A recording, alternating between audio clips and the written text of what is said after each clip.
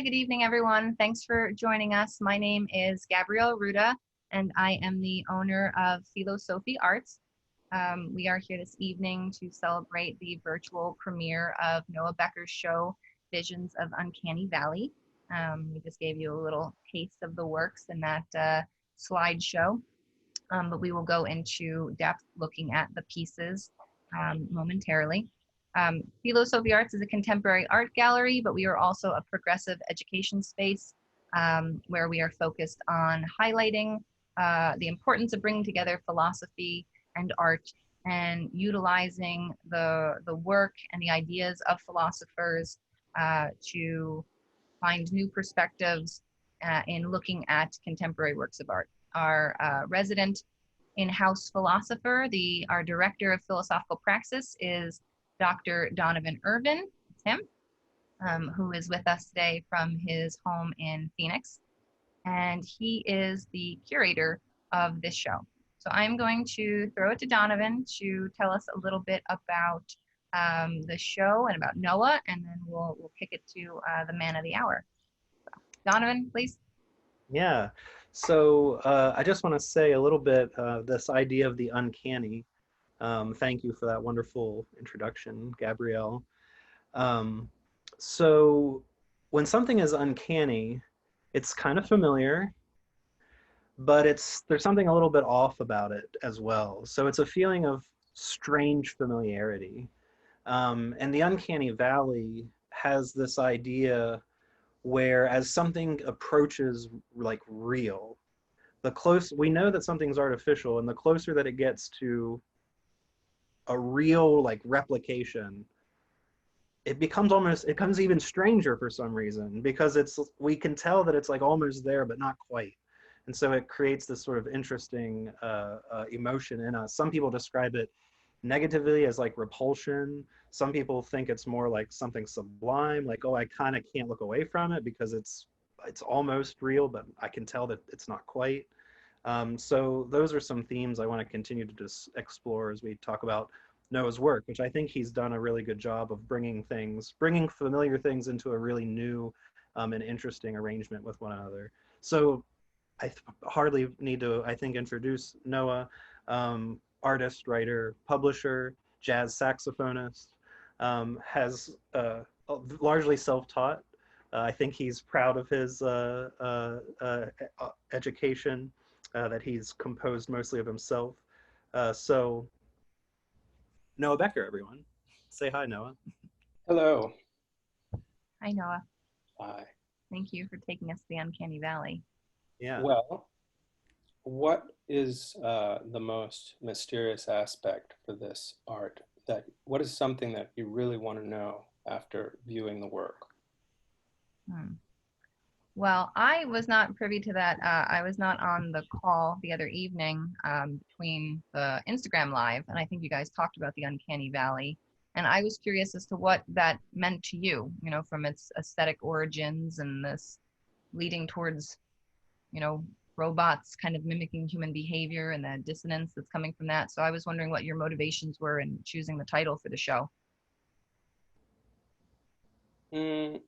Well, the idea of the uncanny is interesting, and I think it really fits with what I've been painting for the last few years.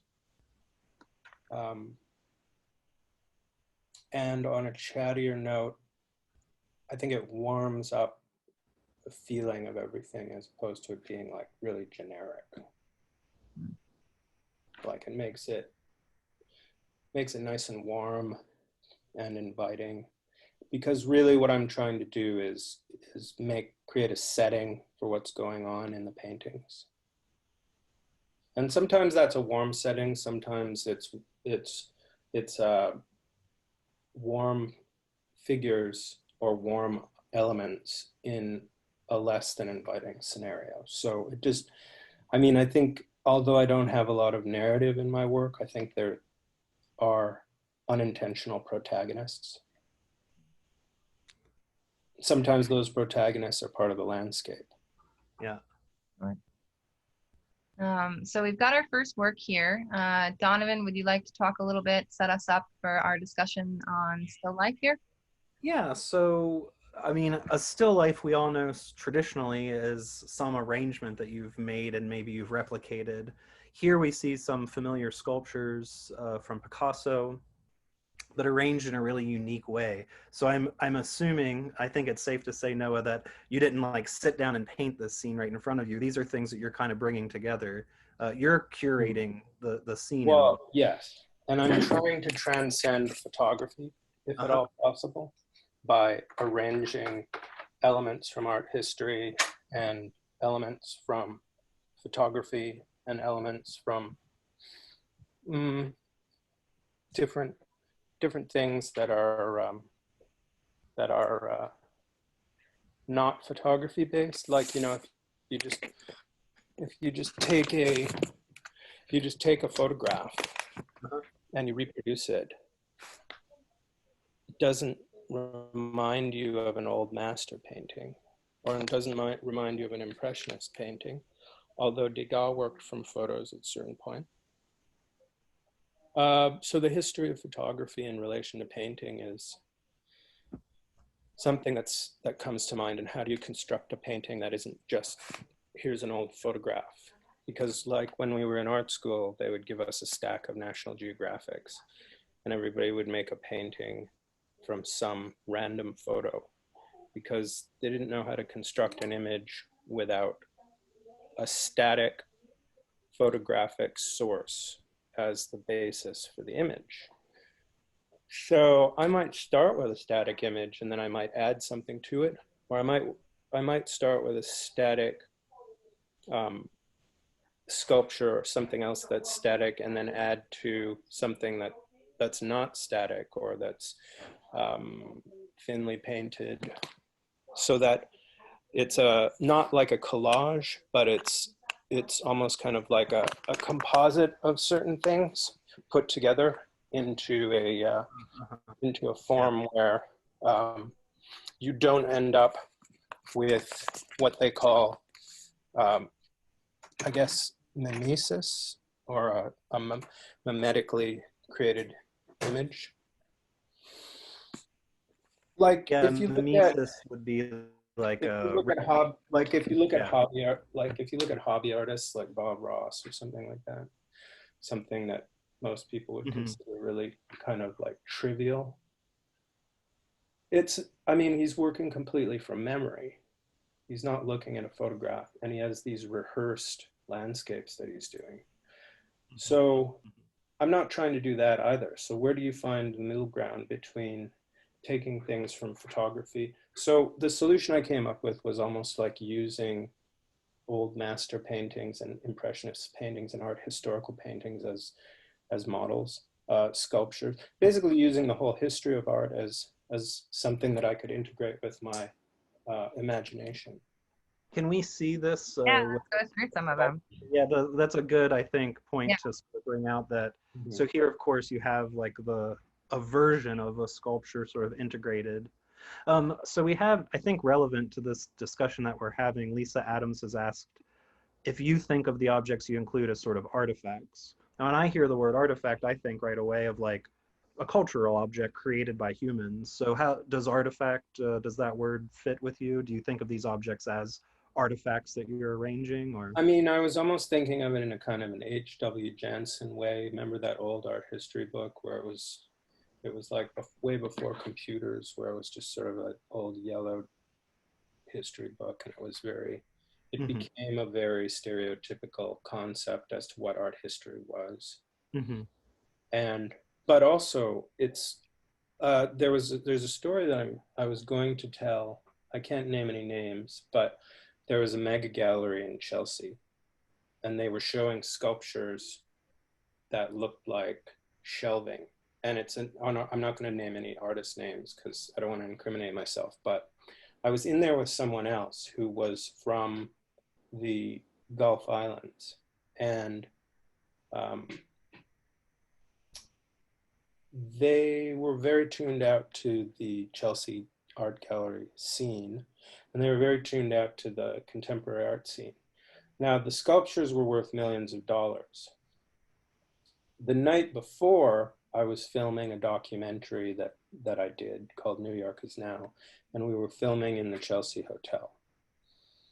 And somebody there had this huge package full of crystals, you know, like those healing crystals, like real crystals. And they had about 10 or 12 of these healing crystals. And so my friend's pockets were full of these healing crystals when we went into this mega gallery in Chelsea. And when I turned my back, and now he was visiting from Canada, so he wasn't really part of the New York scene.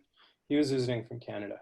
And when I turned around, every level of the sculpture, he had put these crystals on in the middle of the opening.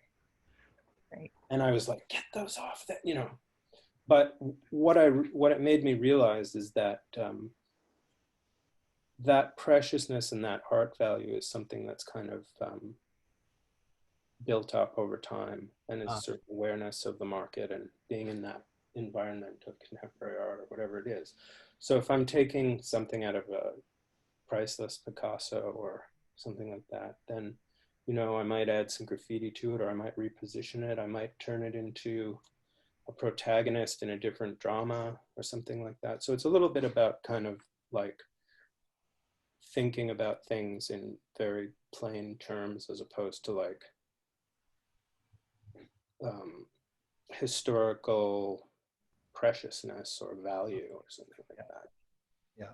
I think these are well composed paintings as we'll go through them. But you do have, you know, this Picasso sculpture becomes a triumphant, you know, sort of heroine in the midst of whatever has gone on in this space. There is we are encountering a world where things are positioned in a way that they probably previously had not been.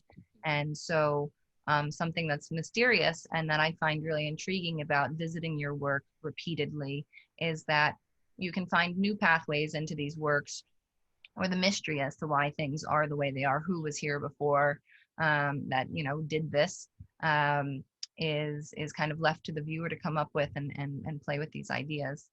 So move on from still life to, this is one of my favorites in the show, Donovan's also, I think, the Collector's Ranch here, where we see a bit more of a sprawling landscape with these themes, but we have, you know, we've got some humans here this time. You want to let us fill us in a little bit about this one, Noah? Your thoughts here? Yeah, definitely. Steps in, Noah. You Getting your steps in. You have your Fitbit. So this new painting that I'm working on is, you know, in the same series as all the other ones, but I want to do things that have landscapes, but I'm interested in the landscape being a space first. And the conception of painting, like I said earlier, is sort of like everything sort of forms itself at the same time.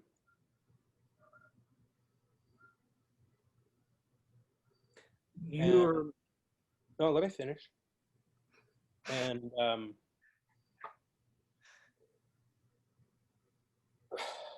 I think that's the way that the tradition is thought of. But as you get better at it, it becomes easier to think of a landscape as a space. You were referring to it also as installations, that your arrangement of the characters and the rock formations, and that you're thinking of that from the perspective of pulling these units together, these forms together, the way that an installation artist might do so, correct? Well, if that answers Dee Shapiro's question at all, I notice she's saying that it seems to be appropriation in a surreal landscape with contemporary graffiti and impossible to explain.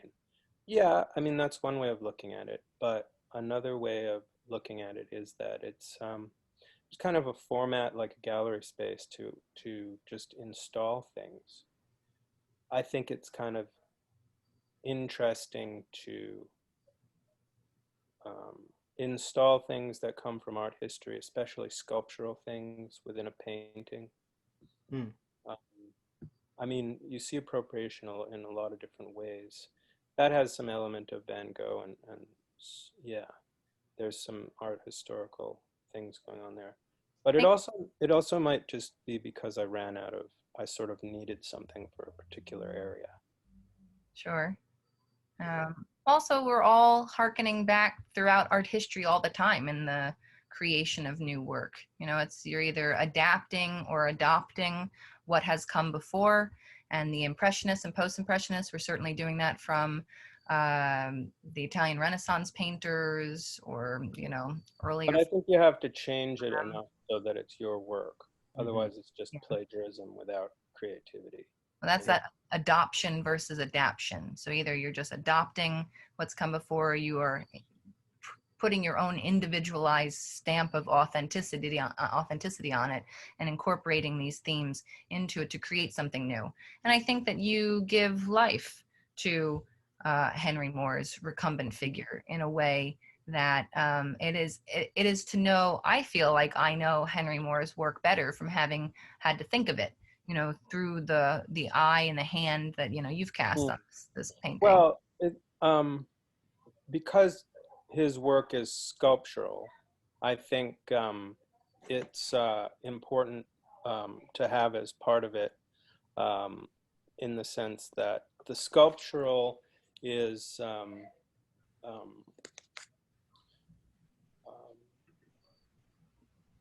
kind of, well, you could put anything in there. It doesn't necessarily have to be a Henry Moore sculpture, but I like the way it sort of feels like it's been abandoned, because it has a certain amount of tagging on it or whatever it is, and it sort of feels like it's been abandoned, you know. Yeah. And that's interesting because generally contemporary art, especially that level of famous art, is never just kind of left set out to pasture, so to speak. And I also always thought of landscape, especially just like a grassy field or something, as being kind of like a timeless space where things from any sort of dimension or decade or time period could just kind of appear and disappear, depending on what I imagined. And it makes for a nice format for that kind of interaction, I think. How spontaneous are some of these compositions? Like, did you have in mind ahead of time, like, oh, I'm going to put this Henry Moore in here, and then you kind of fleshed out around it? Or how spontaneous are the compositions as you paint these? Well, this one started out as a William Eggleston photo, which we don't have a reproduction of, but then I obliterated part of that and I put a cloud and a tree in. There was a Picasso that went in. I know I'm going to start with some kind of a landscape. What I'm trying to do is leave it open for resolution so that there's an element of chance, because I feel like it's an illustration if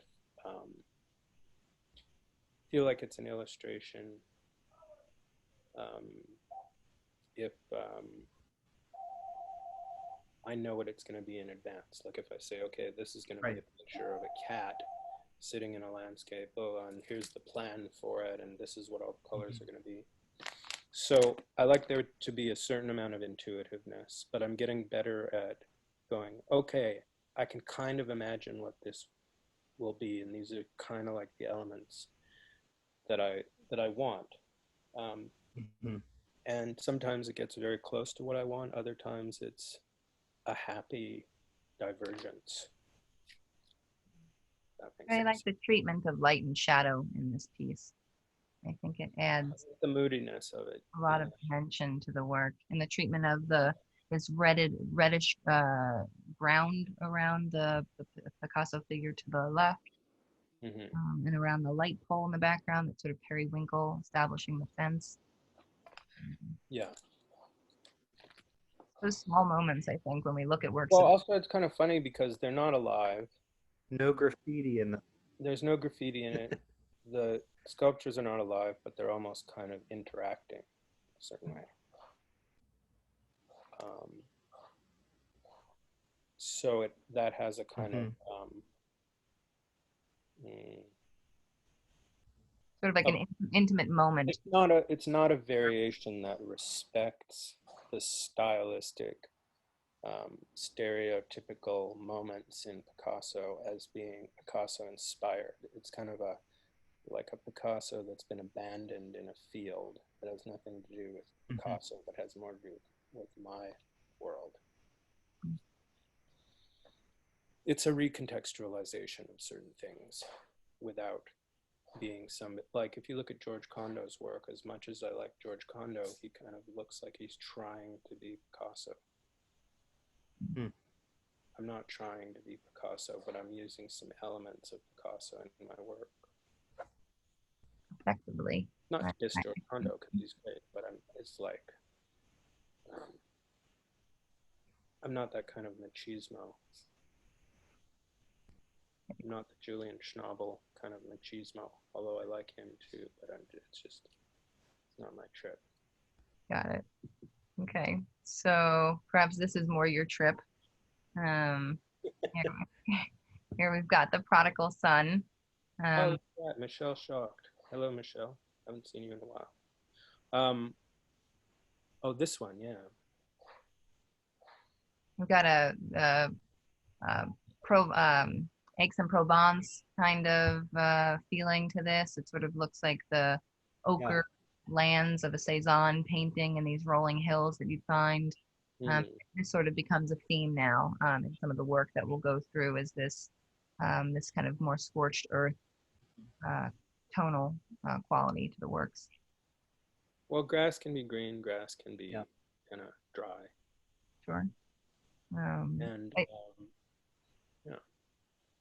Were those works created sort of in an order leading through the series, where you were kind of working through the same, tubes of paint and the same sort of thought process? Yeah, I mean, I think this series, I just kind of got to the point where I didn't know what I was going to do next, but I didn't want to just hang my, put my, or just give up at that juncture. Sure. And so I thought, oh, well, I know what I'll do. I'll just make paintings about nothing. Okay. Knowing, of course, that it's like everything has meaning, but what the meaning was would kind of come out as the series progressed. And then as most series go, it's like the more of them you do, the more they kind of build on each other. They have kind of like they play off different paintings, play off different paintings. So. There is, it's a theme repeatedly used to have these shepherd boys in fields. I think we get kind of a different feeling from this enigmatic quality about this solitary figure that you've placed here, holding his iPhone, maybe with a scratched or bruised knee, and sort of passed out in a similar way that doesn't quite look comfortable. But is there something warm to this painting for you, or is there like an inviting landscape for this character, or is this somehow autobiographical? Well, initially it was kind of suggested that it was the prodigal son, but it was from that figure was from a picture of a Boy Scout. I think it was a Boy Scout. I can't remember. It doesn't matter if I even really know what it was, but I like the figure. I like the gesture of it. I like the way the legs are sort of, the toes are sort of pointing in, like it's just really kind of sleeping. It looks sleeping to me because it's still kind of holding its phone. It has a little phone. Mary Lonergan wants to know if he's a soldier. No, I think he's a Boy Scout or a Cub Scout or some kind of European scout of some kind. Doesn't look like a North American scouting outfit. And Jeremy Height is suggesting perhaps it's the death of innocence and of the pastoral. Maybe. I mean, I think it was sort of suggested that it was the prodigal son, so I called it that, but it could be other things. There is a kind of delightful ambiguity, I think, to a lot of these paintings, like the figure, the way it's reclining is suggestive of sleep, is it even like a real boy? He's kind of slumped over, like ragdoll like. There's a lot sort of going on if you focus on different Yeah, aspects I of the mean, figure. I could join you in that mystery, and I kind of like that aspect of pushing it to the point where you don't really yourself even fully know what you were trying to say, but there's enough there that you Mhm. can kind of join the audience, because it's always like you get so, I mean, even when I'm playing the saxophone, it's like you're not in the audience. Um, I kind of like having an aspect where I can actually like participate in the viewing of my work instead of always knowing what it's about. Or pass. Mm-hmm. Yeah. Uh, It's just okay. more fun. It's just more fun that way. I mean, that's the necessity. It's just, oh yeah, this is kind of like thought of it as kind of an abandoned subway car on a hill, Yeah. and then it has just kind of like a generic family in there taking a selfie. Sure. And I know you're not the biggest fan of Banksy, but it sort of reminds me a bit of the Dismal Land that he created. I actually like, I Uh, actually I like, know you do, I, but no, no, no. I actually like Banksy, but I just find that it makes me a little bit weird when something is that overly publicized by the mainstream media in the art area, and it's like there's a lot of people who could use even a small percentage of the press that that particular artist gets. I don't know. It's just a personal bias about the reception of his work, not so. I mean, I'm, I'm really I'm interested in all kinds of art. I meant from the perspective of, you know, he created this, amusement park where people were taking selfies with sort in a kind of dystopian setup, and so Yeah, this it could be like a could be dystopian amusement park for yeah, sure. Uncanny Valley amusement park. I look forward to Yeah, us breaking ground on that soon. So it's on the way, yeah, definitely. it's good. Marfa has, they could use some other activities these days. Okay, There is definitely a land art aspect to some of these as well, because the this landscape is manipulated by me to be a certain way. It's not actually a real landscape. sure. So not all of these we have comparative images for because we can't do it all in an hour. But uh, Mhm. this one, I also love the way that these stones sort of look like vertebrae and bones and um, This is just like, instead of trying to have a source for something or whatever, I was just like, okay, well, I'm just gonna like sort of freestyle these rocks, and they don't, and there's no gravity. And I mean, do you ever just watch these movies like Jurassic Park or Star Wars or something like that, and just look at all the special effects and all the gravity defying stunts that they do and all the imaginative stuff that they do? And it's like when you get to painting, all of a sudden people that all of like you have to like throw all that out. But it's like you can bring some of that into painting. I think you can bring some of that kind of those kind of special effects in and break the laws of gravity. And I was just like, okay, well, what if it's just like weightless rocks that has that kind of like Dolly photo of the cat flying through the air with the water flying through the air that they did for Disney or whatever. This isn't exactly like that, but it's just like I like the weightlessness of it, or even just the willingness to just make it something that doesn't adhere to preconceived guidelines or something. mm,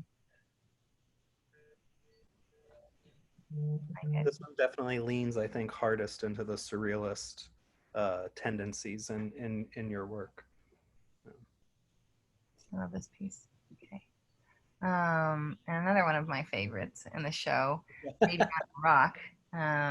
This is a really special work that you've created here, Noah. And I know that you want to sort of stay away from narratives at time, but it's awfully curious as to what this baby is doing on top of this. I'm happy if narratives emerge, but I'm not trying to push that necessarily. Mhm. Originally, I did a painting like maybe 20 or more years ago that was called Baby and Bears, Okay. and it was a baby on a pedestal, and it was surrounded by bears in a kind of a grassy landscape or whatever it is. And this was kind of an update on that. And also, yeah, it had a little bit of a Gauguin inspiration for sure. Mm-hmm. So someone thinks this really evokes a narrative. Yeah, I love the Tahitian landscape in the background, and that purple is so vibrant, but also muted in a way that is enticing. And It's funny that Jeremy did a comment here and he's talking about Goya. I was really into Goya for a long time, but I kind of lately, or at least for this series, I kind of stepped out of that. But I have a tendency to kind of retain those influences anyway. So I guess it finds its way in. Yeah. No, so we have been talking about the graffiti. Someone asked a question. Lisa Adams asked in the Q&A, do you think of the graffiti as part of the landscape? Yes, I do think of the graffiti as part of the landscape. Yeah. I mean, in New York, if you look around, there's graffiti everywhere you turn.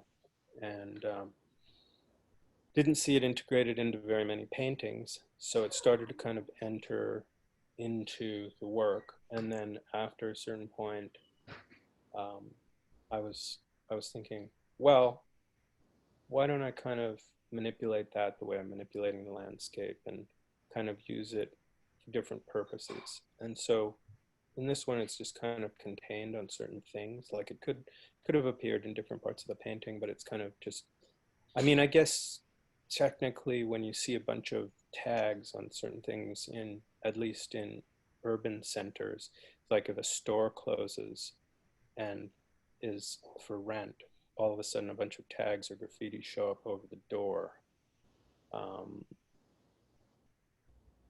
And so maybe it just means something that's kind of not being used or has some kind of resonance to it. Like certain doors have more tags than other doors. And maybe that has to do with who lives in there and how many people that do tags happen to visit that place, or maybe they just like the color of it. I don't exactly know. I'm like Michael Anderson, who passed away recently, had a lot of knowledge about graffiti, and we had been talking about the element of graffiti in my work, and he was saying that it's interesting in my work how graffiti ends up on natural objects like rocks and different things that are, because he said that's a real no-no in graffiti is graffiti showing up on natural objects. Like generally they don't do graffiti on parts of nature. Although I have seen some graffiti on rocks.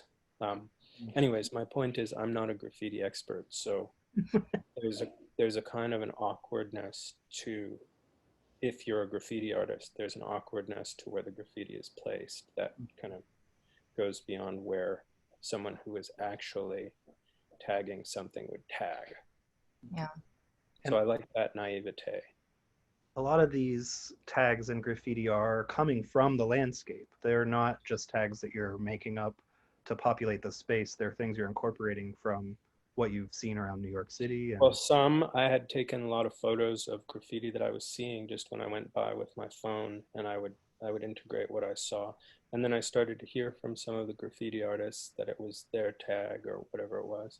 And now I'm finding things that look like, that are graffiti, but it's just sort of like online versions of graffiti. So I'm not trying to step on anybody's toes. Or, Right. It'd be interesting. But I mean, it's like people misunderstand that I'm not really using graffiti for any other purpose than just part of the texture of a landscape. Right. Like if the inventor of some kind of tree said I was stealing their work by doing a painting of that kind of tree. It's like, it gets very vague after a while. Yeah.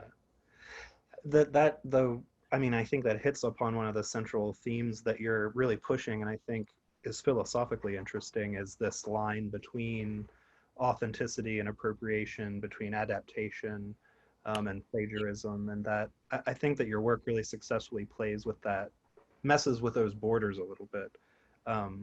There's a lot of general sort of border crossing and transgression in the work, bringing in urban elements into a pastoral landscape and so on. Uh, Mm.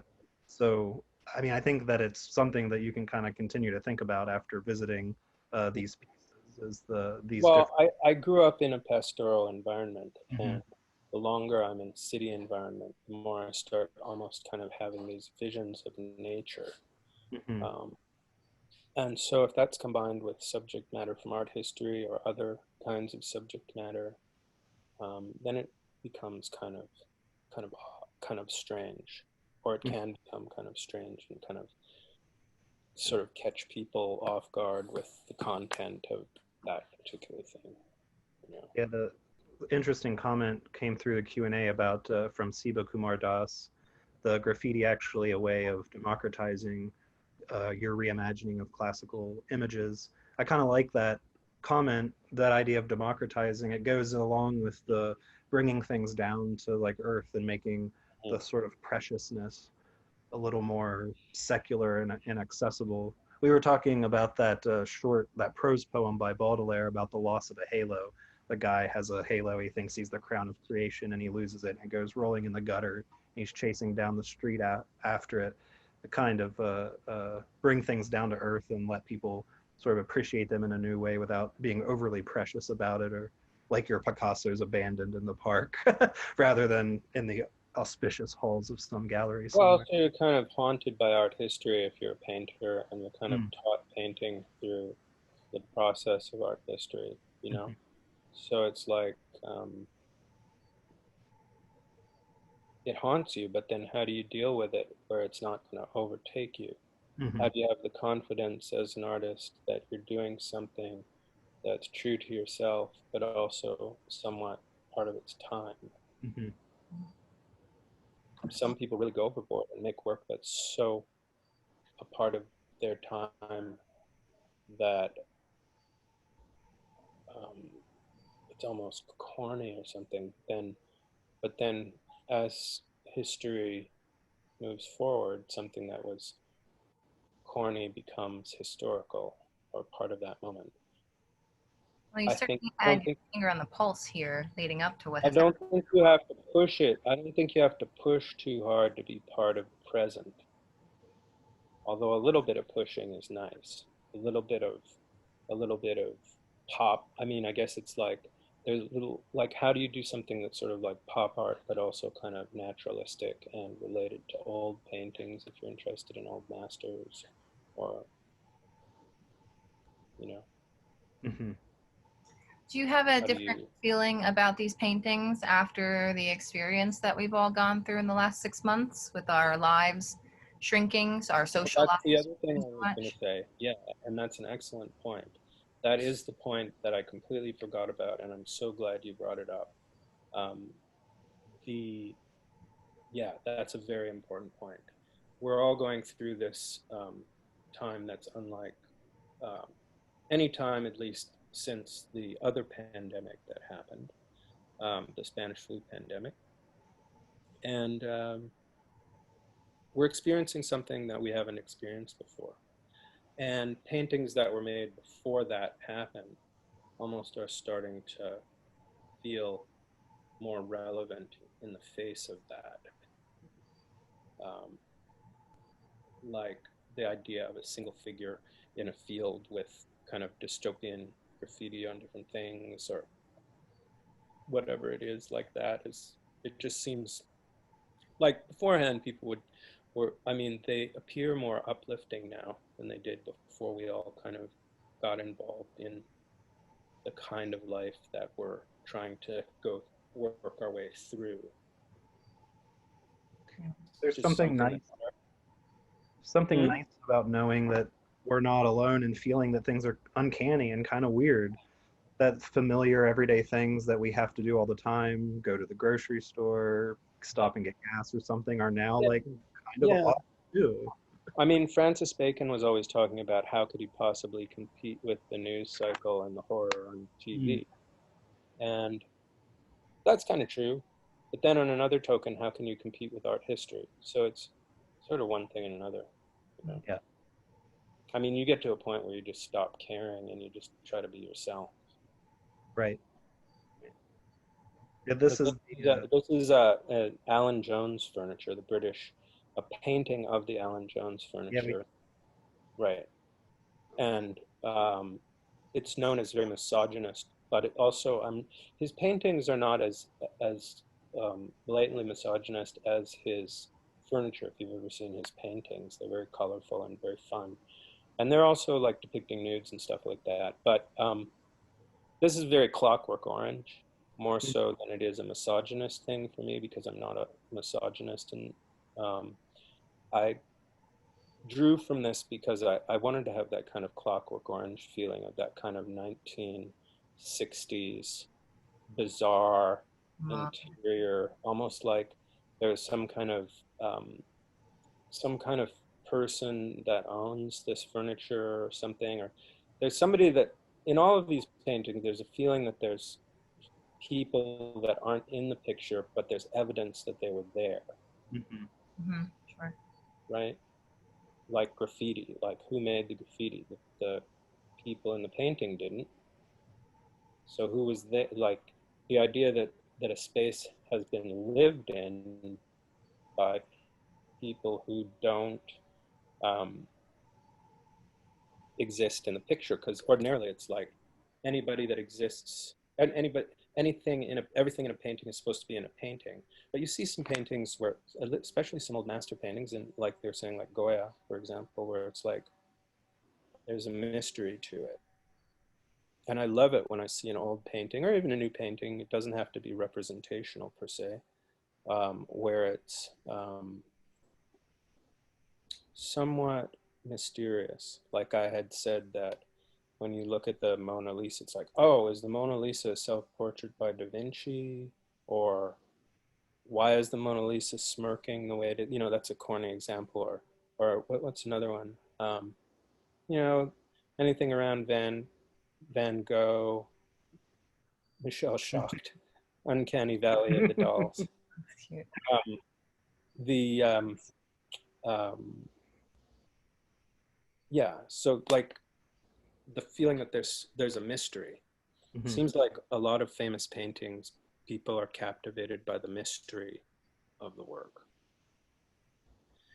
So Well, I this one, think that one yeah. of the things that lends such a strong narrative, a suggestive of suggestion of narrative to the work, because if you're saying that the graffiti is made by someone previously, you're implying time, and so now there must be some sort of like progression or something like that going on. So it gives the work this kind of narrative vibe, even without like strongly imposing or demanding that it be like this one really specific narrative to it. So there is this kind of like openness and playfulness to the work that I think invites people to like revisit it and consider it and look at it, not just kind of look at it and then walk away, but look at it and then think about it and walk away and maybe come back and see what they keep. well, I always think about like Jason Rhodes or some of these people that were just really intense installation artists who Mm. would, you know, he'd have like a big thing of like packaging popcorn or extension cords hanging down with neon lights, and it could be anything really in a certain way, but it's just like an expression that could be painting or could be installation or could be sculpture. I'm not trying to think about something as being really that much about just painting as painting. Otherwise I'd be throwing painting around in a way that was way more abstract, which I have done in the past. But the brush strokes in the paintings have a tendency to be at the service of a kind of a realism or cartoon realism or depiction Mhm. of something. Because I mean, they're not really anything, but they look like something. They look like a three-dimensional thing, but yeah. So, and this has a little bit of the close encounters of the third mountain in the background with some a little bit of alien life form. So it's a little bit humorous like that. I think Mhm. there's something kind of unique. I also lived in Las Vegas for a while as a child, so this is a little bit like my desert experience. Uh, I mean, the idea that this table is the obstacle at some kind of like kitschy mini golf place is like really fantastic to me. Like you could almost see like, you know, this kind of setup at a mini golf. Well, you know, Kind of like being driven to Las Vegas as a child, Mhm. I would always see all kinds of weird tourist attractions along the way. And one of them, the other one I remember, which I want to maybe investigate for a painting, is the Paul Bunyan statue. There's a giant wooden Paul Bunyan with Babe the Blue Ox, and they're carved out of wood and painted, and it's like this tourist attraction somewhere near the Redwoods, I think, something like that. I can see that working its way. Just that feeling of kind of like tourist attraction or banal human curiosity, like banal human golf course. So it's more about, it's less about sexuality and more about like a commentary on human perception or something. You know what I mean? Leads us to this one. This Right. was inspired by the first Dadaist collage artist, the female artist, and Hannah Hoke. I think that's how you pronounce her This name. one, yeah. Hannah Hoke. I was researching the Dadaists, and I thought it would be interesting to do a figure that looked like a marionette, because she seemed to be kind of combining images and putting figures in like they were sort of suspended marionettes. And mine came out completely different, way more symmetrical than hers is, but you can see the inspiration. Sure. And there's a kind of sculptural artificiality to it, where it could be easily made into a sculpture. His influence from Hans Belmer also is. Well, his are so ambiguous, like the sexuality of his figures seem kind of ambiguous, and there seems to be like so much violence in his work, and I don't see this as being so violent in that way. I see it as almost being like supernatural special effects or something like that, where the top of the figure's arm is kind of floating up into space in this sort of triumphant weightlessness. I've been looking at this painting a lot over the last several weeks, and we've used this word triumphant to describe this figure because it does call the question that kind of, especially when you see the comparisons to Hans Belmer's work, there is a kind of garish, violent quality to the depiction of a woman's body here, and yet this figure seems strong. This figure seems, you know, sort of with it and together. And then looking at the still life, the work called Still Life at the beginning of the show with the Picasso figure also has that kind of quality, even though there's it's a weightier image. You know, it's a solid brick of a figure in the Picasso sculpture. I still see them being quite similar. And it's interesting that she doesn't, not that she would necessarily, but this figure doesn't have any graffiti on her, but the way that the stockings are sort of woven around the figure's body, it has that kind of mark making. Well, have you ever had a Barbie doll and just like taken a Barbie doll or a doll and pulled the arms off of it and put it back together or like Mr. Potato Head or something like that? In fact, yeah, I've torn Yeah, some. it sort of like has that quality of like Mr. and Mrs. Potato Head, where there's like parts that are kind of, you can just choose whatever part of the body you want to put together, and it's not as emotionally driven as it is sculpturally driven. Yeah, the expression on the face is a kind of like detached, sort of almost disinterested sort of look, though it is looking up. It's interesting, kind of looking up to the stars, looking into infinity, and parts of it kind of floating up into infinity, as kind of looking up. And I think that's similar into the Dance of the Infinite Wish Stones, is this kind of depicting a sort of a weightlessness, almost like an anti-gravity zone or something. It could be on a different planet. I don't know. Yeah. Here you are, alone in a field, very pastoral. Well, at first I was kind of thinking about how much I like Rodney Graham's self-portraits and that kind of deadpan, just him in his photographs. And then I started to think more about Cezanne and Van Gogh and different kinds of mark making And this one is very like almost kind of cartoon realism, less sort of realism, but it does have that nice Cezanne sort of feeling to it, which I Not love. very far from the Barnes Foundation here, sort of those rolling hills of the city of Gardanne, right around your thing. Is very similar as well, how you have those like kind of swatches of brush strokes. Now it's interesting what Kurush is saying here. He's saying, I find it interesting that you use influences from throughout modernism, yet so much of the imagery describes some sort of dystopian ruin, which might also reflect ruins from antiquity, ancient civilizations.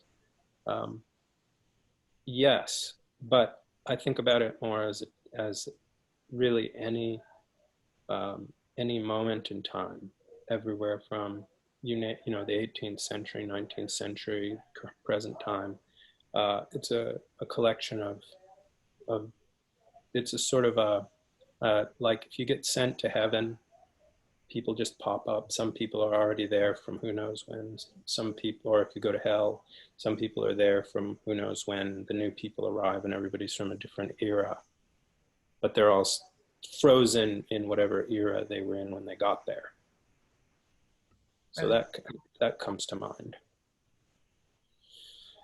This one was my idea of almost like a New York park that had a bunch of people gathered in a New York sculpture park with a sort of an imagined Henry Moore that doesn't exist. Or not even a Henry Moore, but a sculpture that kind of is a big brass sculpture that would be public art. And there's kind of a monkey sitting on it and a cat and some people in the background. And there's like a figure that's just looking away from you, which is based on the same pose that I took from a photograph of Van Gogh. It's like the only photograph of Van Gogh's complete body, and he's sitting at a cafe, and you can just see his back. So that's like kind of like an avatar for Van Gogh. And then there's that person with the umbrella. I'm trying to remember where that came from. And there's kind of, it's populated. It's almost like a self-portrait in the person with the winter hat. And then somehow this snowman was there. I feel like when all the elements kind of come together and start resonating, then it starts to have a kind of complete meaning. I did think it was interesting with this one, how the sky is kind of a winter sky, but it becomes more bright colors kind of as you get into the figures and stuff, you know. I like how you've created the backgrounds in a lot of these paintings, like with these sort of brown washes and things. And there's a couple as well, the still life and even the night ritual was like that a little bit, where the foreground kind of like bleeds out. There's like, it becomes a little less distinct.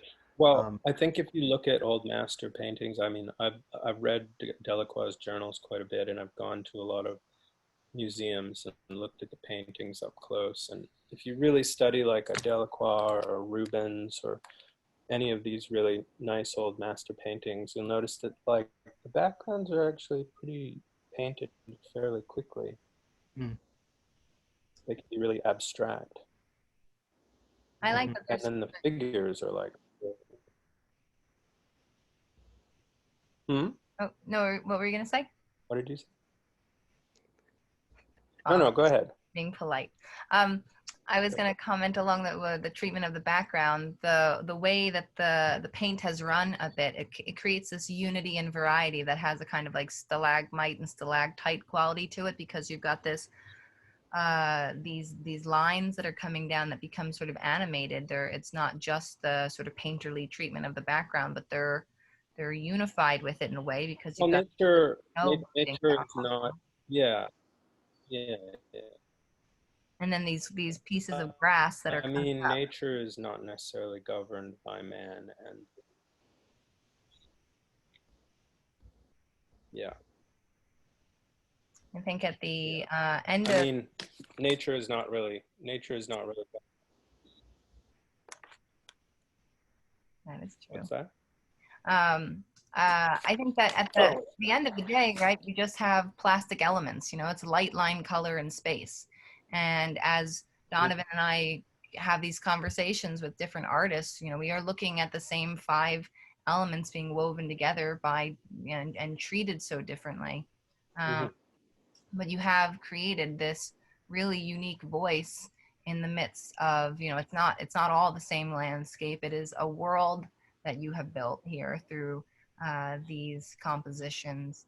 And you know, it seems like a pretty cool place to be. Little off-putting at times, but everybody seems, the cat doesn't look super friendly. I also find that to be quite humorous. It's sort of the most overtly humorous moment, I think, in some of the work. That little sourpuss on the cat's Well, face is sort if of you look at genre paintings like Dutch paintings of families gathered at the table, it's always this reduced area with the little dog and the little cat, and it's a completely different vibe than what everybody else is doing if they're drinking a bunch of beer or celebrating or whatever. nice. So I hadn't considered the genre painting comparison. Okay, so we're gonna move on in a second to a little slow looking exercise. We've got a few minutes left, but for everybody else, so we're just about hitting that the 8 o'clock mark. So in case anyone leaves, if anyone has any interest in purchasing one of these works, you can contact Filo Sofi at collecting@philosophyarts.com. The show will also be on Artsy, and you can find us on Instagram, Twitter, and Facebook, as in addition to our website. And a recording of this will appear on YouTube in a few days when we've had a chance to edit it. So now we'd like to do a little close looking exercise. Someday, as we do more and more of these, we will better allocate the amount of time to do it. So we would like to focus on this work here. So we're opening it up. We'd love to get feedback and questions from the audience. If anybody sees anything that they can point out an art historical reference perhaps, or if they have any ideas or questions for Noah, we would love to have you join us in the dialogue. Since we've talked so much about narrative too, maybe if someone has like a story about this painting what is going on here exactly in this menagerie that Noah's put together for us. One of the more interesting things that Noah has said, I think, is this, to think of his paintings almost like art installations. I find that to be a really intriguing proposition that he's put to us, to think of these in that way. Very different.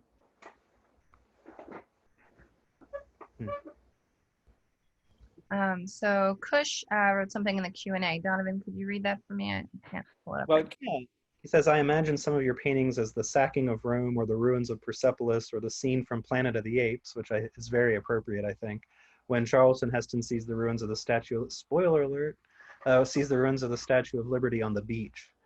This is actually something I've heard you talk about this before. Yeah, there's that, but then there's also other kind of apocalyptic movies and dystopian scenes that I can think of. And yeah, I haven't really come to terms with how that fits in. But I definitely want to take them out of just naturalism for the sake of naturalism, I guess would be a good way to put it. Mm-hmm. Yeah, I think the last time we talked about Planet of the Apes, you mentioned the human zoo. So that speaks to the sort of curated feel of these landscapes where you have like the human element on display for people, which plays into the uncanny quality of these compositions. Yeah, that was an inspiration, that Velázquez painting of the person with the dog, the dwarf with the dog. So giving our audience a little bit of help here, a little sneak peek. If you were thinking Goya, then you were right. So we have somebody else. Then go. I think about the book Animal Farm here, of course, because there's a pig wearing a top hat. But this what happens to our land, the way we abuse our land and our agricultural areas, sort of the moneyed people in suits and top hats coming to sort of make sure that you have the people working your land under control or something along those lines. And then elements of Hieronymus Bosch paintings there, that little figure that looks like kind of a duck with a long beak, or otherwise, perhaps, what did you think that it looked like, Noah? The kiwi. The kiwi? Something Yeah. like something out of a Hieronymus Bosch. Yeah. Yeah. Yeah, And, like a kiwi. Yeah. yes. No, I think we were referencing that it looked like testicles is sort of what I was trying to elicit from my other Yeah, it has some kind of. there. It's a very strange character, but not the strangest character I've ever seen painted in history. But it's definitely a strange one. Sure. Hard to. I'm sure you could come up with a few other options. So somebody's asking if I've ever been inspired by any stills from films. I have made some paintings that are film stills, but I'm trying to get away from that kind of overall reproduction of something that's already in existence. If I was going to use a film still, I might just use a scene out of a movie and then change the characters or something. Yeah. Because I'm trying to make something that's original, not something that's like completely derivative of something else, if that makes any sense. Hmm. One of the things I like so much about this painting is the loose treatment of the trees. You are a very strong draftsman, and you can make things look as particularly accurate as you want them to. And then not only is there just these wisps of paint in the upper right hand corner, that those trees are repeated in a way that it's sort of half cactus, half something else. And the unity and variety of that throughout the composition is sort of a weird, to me, juxtaposition to how detailed sort of the folds in the pig's flesh are, or, you know, the kind of crispness of the pink suit in the bottom right hand corner. Mm-hmm. And those, as someone who's not an artist myself, I always think that those are strange choices, you know, and how deliberate is that or not? Because, you know, why not make it look like a very accurate looking tree there in the background instead, you know? But it has to be this. Well, that's no fun. But if I do something, if I do something that's like that, then it might resonate differently. So Sure. it depends on how it resonates, or what sometimes I have an intuitive sense about how it will resonate in that part of the painting. Yeah. Someone's comment. Oh yeah, it has a Sgt. Pepper album cover feel to it. Yeah, could be. I mean, I like British art. I like the artist that did the Sgt. Pepper collage. I like Stanley Spencer. I like Lucian Freud. I like I like Francis Bacon. I like David Hockney. I like all of those British artists. So could just be a British art, a fact that I'm interested in British art, and to a certain extent as well. That kind of brings in that 60s British art feeling. Nice. Or medieval feeling, or Velasquez in the middle, or whatever it is. So I think it's time for us to wrap up. We're just over, you know, about an hour of presentations. We're going to keep this capped, so for our video editing purpose. But any final thoughts that you want to share with us, Noah, about the work? Well, it seems to be a series that's perpetual right now. I don't see any end in sight for the production of these paintings, so I'm kind of excited to see how it's going to develop. More. More. I like it. Thank you. Well, anyways, I just wanted to say thanks to everybody who tuned in. Yes, thank you for joining us from near and far. We appreciate it. Yeah, thank you. There's Kurt. Hi, Kurt. And Hello. I just want Tatiana, thank you. Tatiana, thank you for your work. Yes, I really appreciate everybody.